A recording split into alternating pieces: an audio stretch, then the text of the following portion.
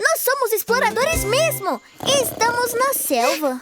Você ouviu esse barulho estranho? Provavelmente é uma criatura assustadora com dentes enormes. Dentes enormes! Ai, Milo, o que você tá fazendo? Explorando. Vamos lá.